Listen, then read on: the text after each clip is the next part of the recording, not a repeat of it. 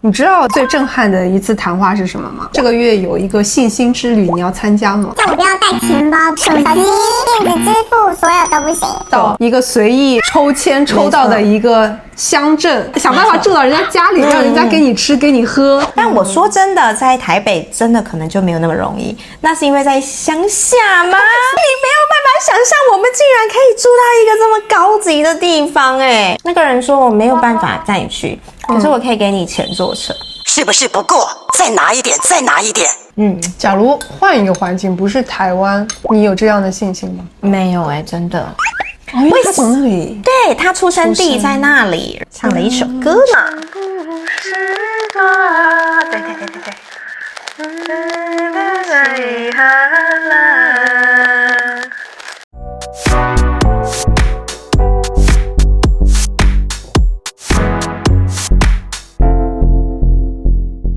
来，这是我今天早上煮给你的绿豆汤，里面有绿豆，有薏仁，怎么样？可以吧？看起来量很多哎。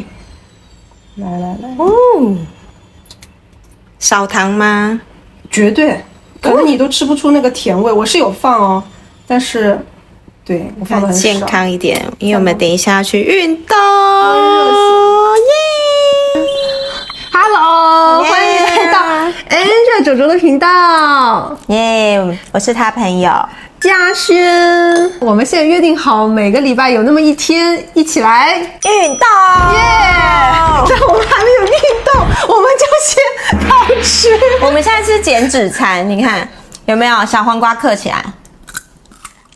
然后生鱼片，这是嘉轩为我准备的，我好感动。因为今天是他生日，520，我爱你，我爱你，生日快乐！谢谢，耶，太开心了。所以呢，我们今天又是边吃边聊的环节。本来是想着要先边运动边聊的，哎，这个有的时候吧，计划赶不上变化来，就先吃吧。没错，先吃看台湾的鱼怎么样？显然是空运来的吧。在台湾切出来的鱼，你好笑。你知道，就是我来这个教会之后最震撼的一次谈话是什么吗？什么？快4月的时候，你说这个月有一个信心之旅，你要参加吗？然后我说什么是信心之旅？你说叫我不要带钱包，不要带手机，还不能带卡、电子支付，所有都不行。然后就是要完全凭着信心，然后到一个随意抽签抽到的一个乡镇，想办法住到人家家里，让人家给你吃给你喝，然后给人家传福音。3天。我太震撼，我从来没有听过这种信心之旅，所以你参加过了对吗？我参加过了，去年怎么样？去年我们很顺利耶。那是你第一次参加吗？我不是，我10年前去过一次，但没有那么顺利。但这一次去，哇，整个是我惊呆了。我们总共有10几组一起去到乡下去，我们很快很呛，是不是？我刚刚是没有很像哎，可是我抹太多了。你是因为什么样的原因想要参加啊？我想经历看看，而且觉得不会失败，毕竟可以卖个脸嘛。你说拜托，那没有钱，只是说买了高铁票，去到哪里啊？不是高铁，我们坐火车坐4、5个小时才到，超久的。那为什么要选火车啊？便宜啊。然后你们抽签是直接抽云林的，好像19还是20几个乡镇，那就看到你抽到哪里，你就必须在那里待3天。有些人抽到很远的乡镇，对他来讲就会有很大的挑战，自己想办法。等到我们在火车站一下车的时候，全部都交由你自己去。哦，反正就是下了火车站开始，一切从上天的安排。没错，你吃什么喝什么，每一组回来分享都不一样。有的人很幸运，有的人没有床睡。有没有人睡在街上的？我们今年有听说有一组睡在 7-Eleven， 每天啊？没有，第一天没有找到，所以他们就在便利商店。是那种坐着睡是吗？对，趴着睡。哦，好辛苦哦！但是我真的觉得我哪里来的信心？我就觉得我不可能会没有地方睡，所以我们就很有信心，3个人就出发了。但的确，我们是很快就找到有人要接待我们的。你是怎么找到接待你们的人？第一个任务是你要到那个区公所去打卡，去拍照。为什么要在区公所拍照？证明你在那里了。这是一个任务的一个关卡。对。所以就拍了照之后，我们就开始沿路走，不夸张，那里很偏僻，没有什么商店，没有什么，对，所以我们就走了田，走，不会连人都没有吧？很少人。那时候是下午大概12点1点多，但是我们很幸运哦，我们这一趟来问了第一个都会中，就直接接待我们。你就说我可以住在你家里吗？对。他都不知道你是谁哎。我们有稍微说明一下我们是谁，然后我们要做什么事，然后我们愿意住在这里的时候来为他们家服务，以工代宿的意思。我们去问到的那一家人哦，很奇妙，他们家是做自助餐的，然后也种田，他们是一对母子。儿子说我们没有地方住，然后我们就继续说，然后那个妇人说走，我带你们上去看房间。还是要听妈的。因为儿子是有一点疑虑啦，这样接待陌生人很奇怪。在台湾，你觉得像这样很善良的妇人，是难能可贵的，还是很普遍？真的是很难能可贵耶，也是难能可贵。从你的角度来看，尤其是现在这个社会，我们知道社会新闻事件很多，都必须还是要有一些防范。但我说真的，在台北真的可能就没有那么容易，那是因为在乡下吗？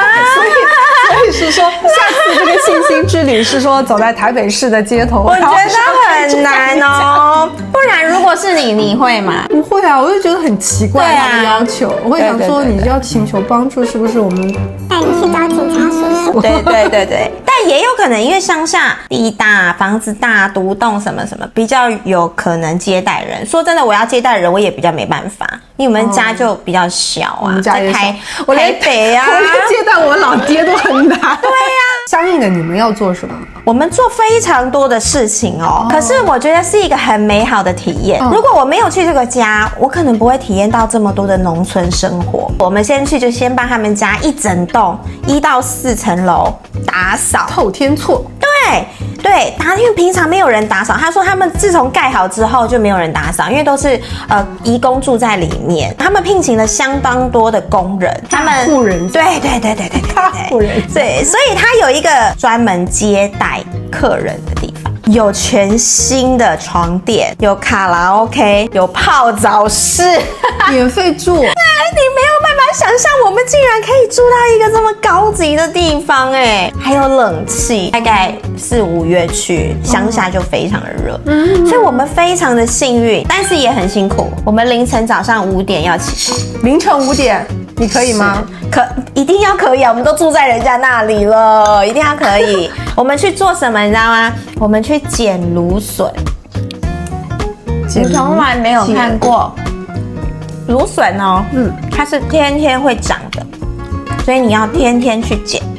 如果它长得过长，太硬了，对，就不行。所以你知道我们去住的那个人家，他们非常的勤劳。每天就是这样，他们的生活非常的忙碌，几乎没有休息。捡了几根百根有啊，一定有，就一直要弯腰捡的，弯腰捡，然后要弯很低看，然后有一个测量器量它的长度，测量，差不多到这个长度了才能剪。对，太短了也不能剪哦，因为它还要再给它一点生长的空间。对。那我觉得很有趣的是，我们被载去就很像人口贩卖一样。人口贩卖，我们坐卡车，然后后面是载货，但因为我们3个人，所以我们有2个人必须坐在后面。然后早上凌晨5点很暗很黑，然后也有睡，对，然后我们就没有地方钻，因为那是载货的，我们就被关在里面，然后看不到外面一小小的窗。然后我们就在后面一直摇晃，然后到的时候他们就把我们放下来，然后我们就去捡芦笋做工这样子。所以连着3天都是这样子要做工。对，早上去捡芦笋，下午开始整理玉米笋，因为他们要卖到市场去，所以把新鲜的玉米笋拿来的时候，我们要把那个壳脱掉一些，然后剪掉一些头，让它一串一串可以绑起来，可以拿去市场卖。我们还削芦笋。削到手指头肉掉一块，哎呀，真的，这个代表我不擅长，所以就练习很多，学习很多，然后还跟着他们去送便当。而且我发现这一家人其实他们非常有爱心，有几天下午会去送便当，然后他们是送给学校比较辛苦的家庭的孩子，免费给他们吃。看到老板娘通常是不用自己亲力亲为，她全部都自己下去种田啊，弄东西啊，他们每一分每一秒完全不浪费，一直忙，然后睡眠也很少。问他们累不累，他说有的工作怎么会累呢？他们做得很开心，但是他们也享受。他们一年会规划好几次出国，老板娘还会骑脚踏车南霸天下。我要问一下我的观众朋友们，如果观众朋友很希望卓卓能够来体验一下这个信心之旅，明年4月是吗？对，请给我留言，让我看到说，赶快去，很好玩。我还有1年的缓冲时间来思考这件事情。没错，我们很幸运，我们一到那里，请人载我们去到那个乡镇的时候，那个人说我没有办法带你去，可是我可以给你钱坐车。他给了我们坐计程车的钱，而且还多出来。所以你知道，在第2天的时候，坐计程车的钱就多出来，台湾计程车很贵，我觉得。对，他给了我们600-700，所以我们回来的时候，我跟他要名片。那这个妈妈真的超 nice 的，她说是不是不够？再拿一点，再拿一点。他还去帮我们问计程车说这样够不够？不够的话我再给。有没有人会质疑你们啊？就是说你们为什么要做这件事情？可能我们都看起来太善良了。没有，他很喜欢说你们不可能是没有钱的人，但你们为什么不要带钱，然后要做这件事？会有人质疑吗？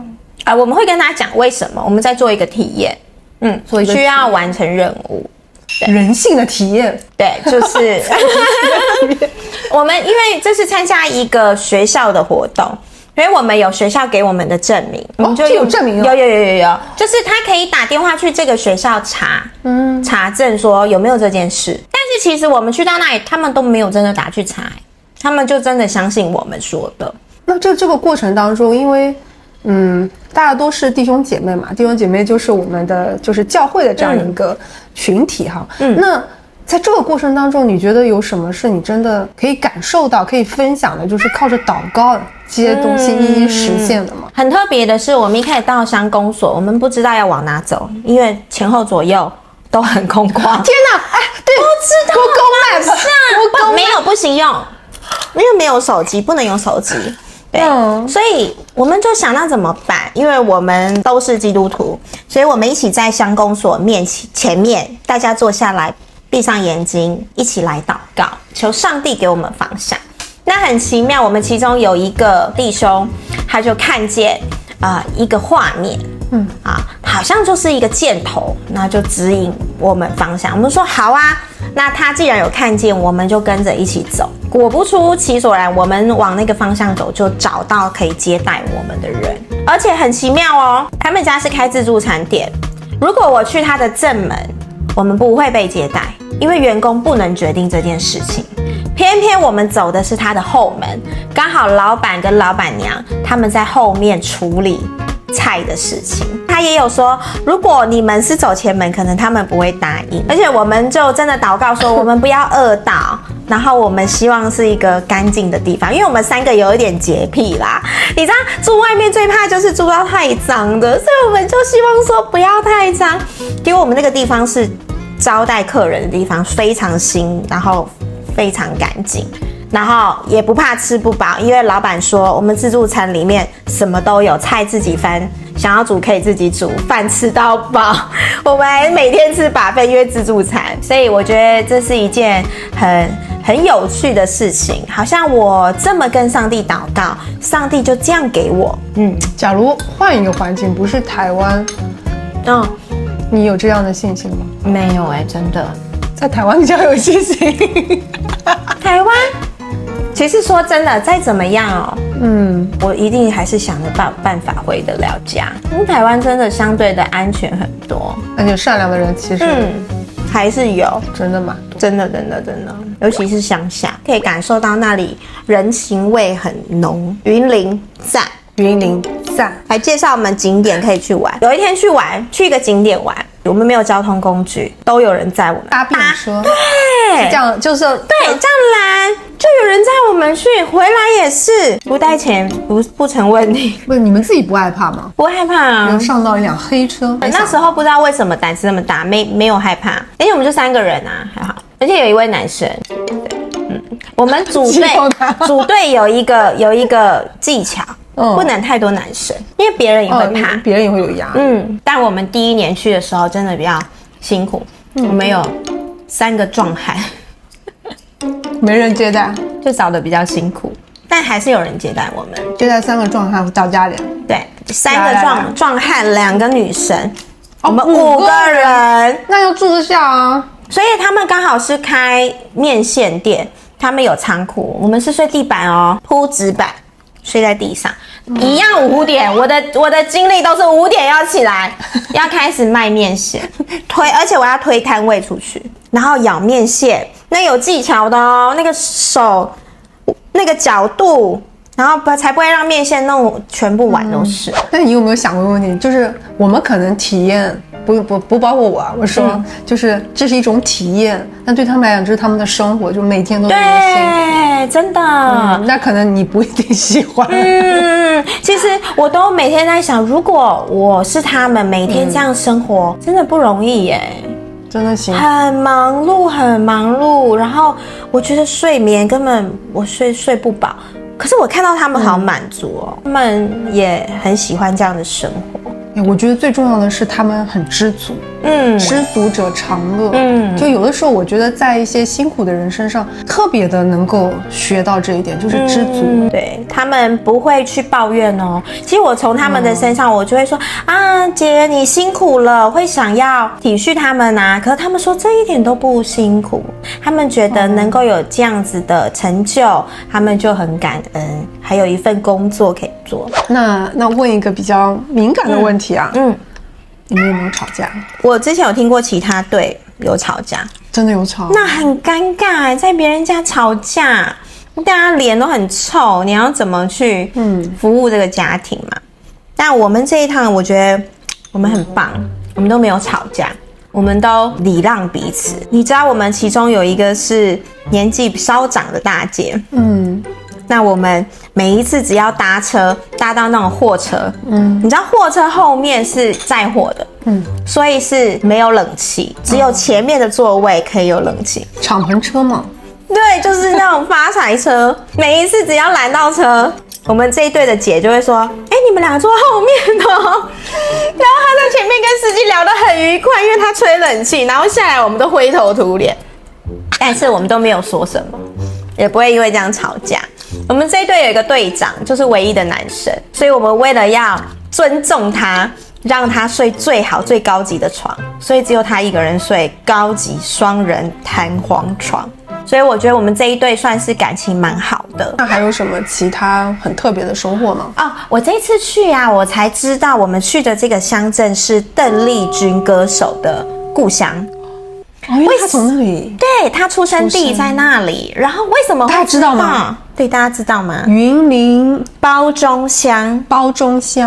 我们是因为有一天在睡午觉，因为早上做工真的太辛苦了，那我们下午就在睡午觉，然后就突然下午就广播放邓丽君的歌，哇，就把我们吵起来了，对，我们就没有睡了。后来我们就去问，才知道这里是邓丽君的故乡。在走的时候呢，还有跟老板娘一起唱了邓丽君的《小城故事》，唱了一首歌呢。故事多，对。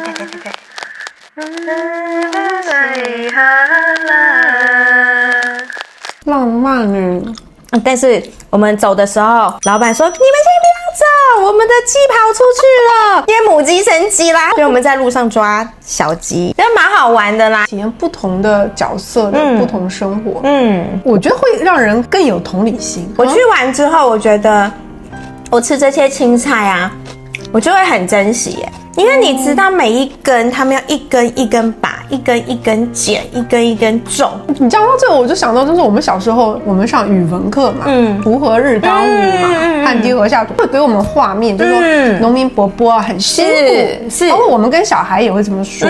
但是我觉得那种画面其实还是很肤浅的，就是你要真的体验，你实际这么做过以后，5点起床，然后你要去剪，要去种，要去开垦，回来还要采收完要整理啊！你要体验过，你才知道说现在你真的桌上的每一个食物，咱们都不能对。我真的觉得可以带小孩去，一天到晚吃不完。欢迎左左明年去体验一下，搞不好你去到另外一个大户人家体验不同，养猪的。那边附近也有养猪的。谢谢嘉轩，今天又是陪我吃的生鱼片呀，又是给我分享了这么一个很特别的生命故事。也让我有点跃跃欲试的感觉。可以。如果有对嘉轩这一次的信心之旅有特别想提问的，或者想了解的，也欢迎给主桌留言。嘉轩看到的话，也会给大家回复的。感谢大家。那如果喜欢主桌的话，也欢迎按赞、订阅、开启小铃铛，也热推一下吧。推。那我们这期影片先到这边吧，我们下期再见，不见不散，拜拜，拜拜。